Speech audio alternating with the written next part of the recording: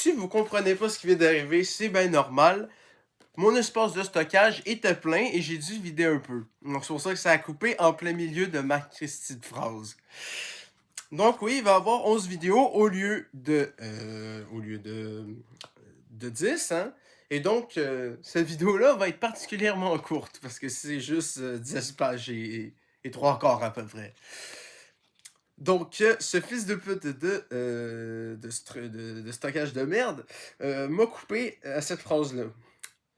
Il a des tuyaux dans le nez et sa poitrine se soulève avec difficulté sous la couverture, chaque respiration semblant raviver. C'est ça, c'est le mot raviver, il m'avait coupé là. Semblant raviver la douleur.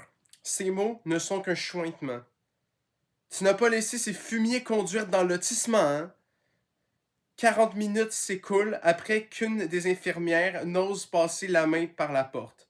Plus tard, un jeune médecin portant des lunettes et des sabots en plastique, dont Hope dit qu'il a l'air d'avoir un balai dans les fesses, entre dans la chambre et se poste à côté du lit. Il baisse les yeux sur une feuille de papier. Par man, marmotte-t-il avant de se tourner distraitement vers Parvanet. Parvanet, le corrige-t-elle. L'individu ne paraît pas faire grand cas d'un nom propre. Vous êtes nommé ici comme plus proche parent, dit-il en considérant brièvement la femme de 30 ans assise sur la chaise, visiblement iranienne, puis l'homme de 59 ans allongé dans le lit, visiblement non iranien.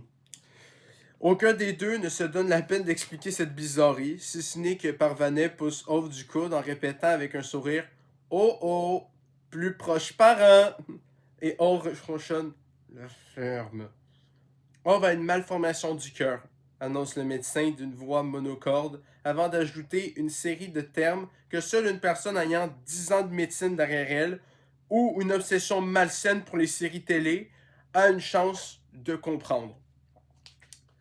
Quand Parvanet le fixe, son visage en énorme point d'interrogation, il soupire avec l'impatience de bien des jeunes médecins à lunettes, sabots en plastique et balais entre les fesses, quand ils se sont confrontés, encore et toujours, à des gens qui n'ont pas la décence de suivre une formation médicale avant de se rendre dans un hôpital. Son cœur est trop gros, résume-t-il sommairement. Parvanet dévisage d'un long moment l'homme en blouse, puis observe Aude d'un air inquisiteur. Elle se tourne de nouveau vers le premier, s'attendant peut-être à ce qu'il lève des mains grandes ouvertes et lance « Je vous ai bien eu !» Et quand il n'en fait rien, il se met à rire. Ça ressemble d'abord à un toux, puis un éternuement, avant de devenir un long gloussement. Cramponné au bord du lit, Parvanet s'évente d'une main comme pour éteindre son hilarité, sans résultat. Finalement, elle rit sans pouvoir s'arrêter, à gorge déployée, d'un rire clair qui résonne dans la chambre, au point que des infirmières passent la tête par la porte pour s'enquérir de ce qui se passe là-dedans. Vous voyez un peu ce que je me coltine, hein? Murmure Ove, au médecin d'une voix fatiguée en levant les yeux au ciel, tandis que Parvanet enfoui le visage dans un oreiller, secoué de convulsions inextinguibles. L'homme en blouse, qui n'a de toute évidence pas été formé pour gérer ce genre de réaction, finit par se racler bruyamment la gorge en tapant brièvement du pied, comme pour rappeler son autorité. Naturellement, c'est très peu efficace, mais après de nombreuses tentatives, Parvanet se ressaisit suffisamment pour reprendre son souffle et articuler « On va le cœur trop gros! Vous allez m'achever! » C'est moi qui ont failli achever, bon sang! Objecte Ove. Parvanet secoue la tête et sourit chaleureusement au médecin. C'est tout? Il rassemble ses papiers résignés. S'il prend bien ses médicaments, nous pouvons garder la situation sous contrôle, mais impossible de savoir comment va évoluer sa maladie. Il peut gagner quelques mois ou quelques années. Parvanet agite la main d'un geste désinvolte. Pas la peine de s'inquiéter pour ça. Ove est infichu de mourir correctement. Ove prend un air très offensé, même si c'est très vrai. 4 jours plus tard, Ove boite dans la neige jusqu'à sa maison. Il s'appuie d'un bras sur Parvanet, de l'autre sur Patrick. Un avec des béquilles, l'autre en cloque. Bel appui, se dit-il, mais il évite de s'exprimer à voix haute. Parvanet sait déjà s'est déjà assez fâché quand Ove lui a défendu de faire marche arrière entre les maisons avec la sable quelques minutes plus tôt. Je sais, Ove. D'accord? Je sais. Si tu dis ça encore une fois, je te jure que je te démolis ton panneau à la con. Avait-elle crié, ce qu'Ove avait trouvé, pour le moins injustement exagéré. La neige crépite sous ses chaussures. Les fenêtres laissent transparaître la lumière. Le chat attend devant la porte. Il y a des dessins sur la table de la cuisine. Les filles les ont faits pour toi, dit Parvanet, en posant le double de la clé d'Auve dans la corbeille à côté du téléphone. Quand elle s'aperçoit qu'Auve fixe les lettres tracées au coin d'un des dessins, son regard se fait légèrement embarrasser. Pardon, Ove, ne t'occupe pas de ce qu'elles ont écrit. Tu sais comment sont les enfants? Mon père est mort en Iran. Ils n'ont jamais eu de... Tu vois? Ove ne lui prête pas attention. Il prend simplement les dessins et se dirige vers un tiroir de la cuisine. Elles peuvent m'appeler comme elles le veulent, t'occupe pas de ça. Puis il accroche un à un les dessins au frigo, en plaçant tout en haut celui où est écrit « Pour papy ». Parvanet essaie de réprimer un grand sourire, sans grand succès. Fais-nous du café au lieu de rigoler. Je vais chercher des cartons de déménagement au grenier, bougonne-t-il, en boitant vers l'escalier. Ce soir-là, Parvanet et les filles l'aident à nettoyer la maison. Ils enveloppent les affaires de Sonia dans du papier journal et rangent soigneusement ses vêtements dans les cartons, un souvenir à la fois. Et vers 9h30, quand la maison est en ordre et les filles, le bout du doigt noirci par l'encre de la glace au chocolat. Merde. Et vers 9h30, quand la maison est en ordre et les filles, le bout des doigts noircis par l'encre et de la glace au chocolat au coin des lèvres, sont endormies sur le canapé, la main de Parvanet broie soudain le bras d'Auve comme des griffes en métal. Et quand Auve hurle « Aïe !», elle hurle « Tais-toi !» en retour. Et ils reprennent la route de l'hôpital. C'est un garçon. Donc Parvanet a enfin eu son troisième enfant à la fin du chapitre 39. Et finalement, chapitre 40, Ove est un épilogue. La vie est une chose étonnante. Allez, 5e chose étonnante. L'hiver fait place au printemps et Parvanet obtint son permis de conduire.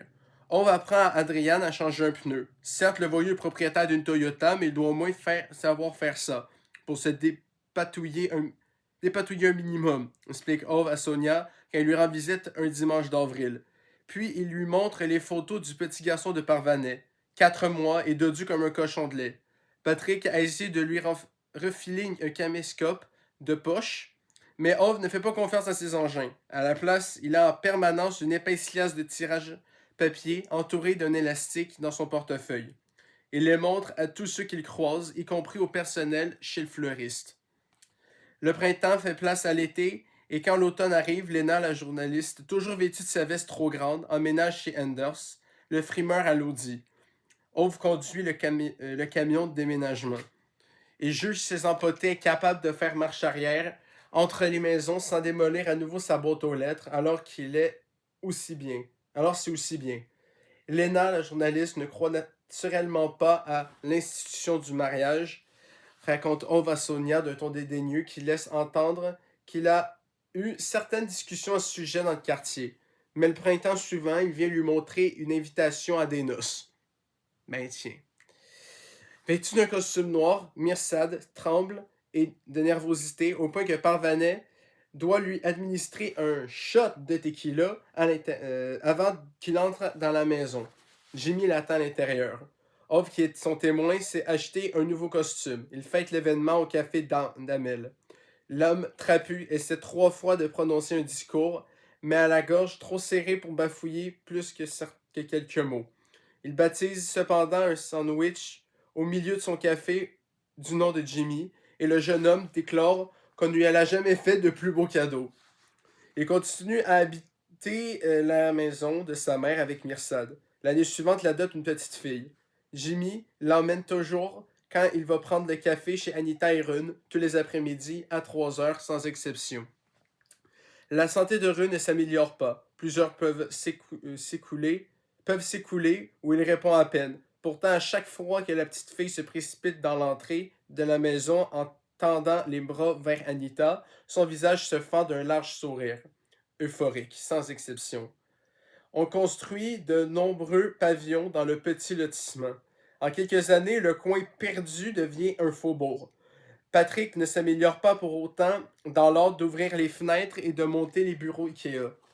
Un matin, il sonne à la porte d'Ove accompagné de deux autres hommes du même âge, manifestement pas beaucoup plus doués que lui. Ils ont chacun une maison dans le quartier voisin, explique-t-il. Ils sont à pleine rénovation, mais ont des difficultés avec l'ossature d'une cloison. Ove, qui sait naturellement comment s'y prendre, va leur montrer en bougonnant quelque chose qui ressemble à empoter. Le lendemain, c'est un autre voisin qui apparaît, puis encore un, et un suivant. En quelques mois, on va effectuer des réparations dans un rayon de 4 pâtés de maison. Évidemment, l'incompétence totale des gens lui fait systématiquement pousser des jurons. Mais seul devant la tombe de Sonia, il ronchonne que ce n'est pas désagréable d'avoir de nouveau des choses à faire à la journée, bien au contraire. Les filles de Parvanet fêtent leur anniversaire et en moins de temps qu'il n'en faut pour le dire, la petite de 3 ans, avec l'effronterie propre à son âge, est devenue une fillette de 6 ans. Ove l'accompagne à l'école le jour de la rentrée. Elle lui apprend comment écrire des smileys dans un SMS et lui fait promettre de ne jamais révéler à Patrick qu'il s'est acheté un téléphone cellulaire. Un téléphone portable, ça revient au même. L'aîné de 8 ans, qui de manière tout aussi insolente est devenue une petite fille de 10 ans, va à sa première soirée pyjama. Leur petit frère parsème la cuisine d'Ove de ses jouets. Ove lui construit un petit bassin sur sa terrasse, mais quand les gens l'appellent petit bassin, Ove hurle que c'est une piscine, bon sang! Anders est élu président du conseil syndical. Parvanet achète une nouvelle tondeuse à gazon pour la pelouse derrière les maisons. Les étés font place aux automnes et les automnes aux hivers, et un dimanche matin glacial de novembre, presque 4 ans jour pour jour après que Parvanet et Patrick ont démoli la boîte aux lettres d'Ove et de leur remorque, Parvanet se réveille avec l'impression qu'on lui a posé une main glacée sur le front. Elle se lève, regarde par la fenêtre de la salle de séjour, puis l'horloge. Il est 4h15. La neige n'est pas déblayée devant la maison d'Ove. Elle se rue dehors, en robe de chambre et pantoufles, en l'appelant. Elle ouvre la porte, avec le double qu'il lui a donné, se précipite dans la maison de séjour, grimpe l'escalier dans ses pantoufles mouillées et entre à tâtons dans la chambre à coucher, le cœur prêt à imploser. L'émotion arrive. Préparez-vous mentalement. Ove donne l'impression de dormir profondément. Il n'a jamais vu son visage aussi paisible. Le chat est à côté de lui, sa petite tête posée délicatement dans la paume de sa main. Quand il aperçoit Parvanet, il se lève lentement, très lentement, n'acceptant peut-être qu'à cet instant, c'est qu'il vient d'arriver. Il grimpe sur les genoux de Parvanet. Ils restent assis ensemble, au bord du lit. Parvanet, caressant les fines mèches de cheveux d'Aude jusqu'à ce que les ambulanciers lui expliquent, avec des mots pleins de tact et des gestes prudents, qu'ils doivent emporter la dépouille. Alors qu'elle se penche et souffle, mes amitiés à Sonia, et merci de me l'avoir prêté, à son oreille. Puis elle prend sur la table de nuit la grande enveloppe portant les mots manuscrits pour Parvanet et descend l'escalier. Elle contient des documents et des certificats, les plans originaux de la maison, le mode d'emploi du lecteur de cassette vidéo, la notice d'utilisation de la Saab, des numéros de compte en banque, des polices d'assurance, le numéro de téléphone d'un notaire auquel Ove a confié l'essentiel, toute une vie organisée comme dans un classeur. Le bilan d'une existence. Sur le dessus de l'alias, une lettre adressée à Parvanet. Elle s'assoit à la table de la cuisine pour lire. Le message n'est pas très long, comme si Ove avait su que les larmes allaient faire des taches avant qu'elle n'arrive au bout. La Saab est pour Adrian. Tu peux faire ce que tu veux du reste. Tu as déjà les clés de la maison, le chat mange du thon 2 fois par jour et veut qu'on le laisse sortir faire ses besoins. Respecte ça. Il y a un notaire en ville qui a tous les papiers de la banque. Et le reste. Il y a un compte avec 11 563 013 couronnes et 67 or. Ça vient du père de Sonia. Il possédait des actions et il était avare comme un pou. Sonia et moi n'avons jamais su quoi en faire. Tes enfants auront 1 million chacun à leurs 18 ans, et la gamine de Jimmy et Mirsad en aura un aussi. Le reste est pour toi. Mais au nom du ciel, ne laisse surtout pas Patrick mettre la main dessus. Sonia t'aurait adoré. Ne laisse pas les foutus nouveaux voisins conduire dans le lotissement. Signé Ove. Tout en bas de la page, il est écrit « Tu n'es pas une imbécile finie » en lettres capitales. Et après ces mots, il a dessiné un smiley, comme Nassanine le lui a appris. La lettre contient des instructions stipulant que la mise en terre ne doit, sous aucun prétexte, tourner au foutu carnaval. Ove ne veut aucune cérémonie. Il désire simplement être enterré à côté de Sonia. Et c'est tout. Pas d'assemblée, pas de fioriture, a-t-il dicté clairement à Parvanet. Plus de 300 personnes viennent à l'enterrement. Bravo, vous l'avez vachement écouté. Quand Patrick, Parvanet et les filles arrivent, des gens sont alignés partout, le long des murs et dans les allées. Chacun sans exception tient une bougie allumée, gravée des noms Association de Sonia sur le côté. C'est ce que Parvanet a décidé de faire de l'argent qu'a laissé Ove, une organisation caritative pour orphelins. Ses yeux sont bouffis par les larmes. Sa gorge est si sèche qu'il a l'impression de suffoquer depuis quelques jours. Mais la vue de tous les bougies soulage un peu sa poitrine. Quand Patrick découvre la foule rassemblée pour faire ses adieux à Ove, lui donne un petit coup de coude dans les côtes, avec un sourire satisfait. « Ah merde, Ove aurait détesté ça, hein? » Et Parvanet éclate de rire. Il l'aurait vraiment détesté. Le soir, elle fait visiter la maison d'Ove et Sonia à un couple de jeunes mariés. La femme est enceinte. Ses yeux brillent quand elle passe de pièce en pièce, imaginant déjà les futurs souvenirs d'enfance de sa progéniture. Bien sûr, son mari n'est pas du tout impressionné. Vêtu d'une salopette, il tourne en rond la plus grande partie du temps, l'air maussade, en donnant des coups de pied soupçonneux dans les plaintes. Bien entendu, Parvanet sait que ça n'a aucune importance. Elle voit dans les yeux de la jeune femme que l'affaire est conclue. Mais quand l'homme s'enquiert d'un tambourru du fameux garage mentionné dans l'annonce, Parvanet l'examine de haut en bas, hoche lentement la tête et lui demande quelle marque de voiture il conduit. Pour la première fois depuis le début de la visite, le jeune homme se redresse, a un petit sourire presque imperceptible et le regarde droit dans les yeux, avec cette fierté qu'un seul mot peut véhiculer: une Sahab. Fin de la vie selon Ove de Frédéric Backman. Merci d'avoir suivi cette lecture.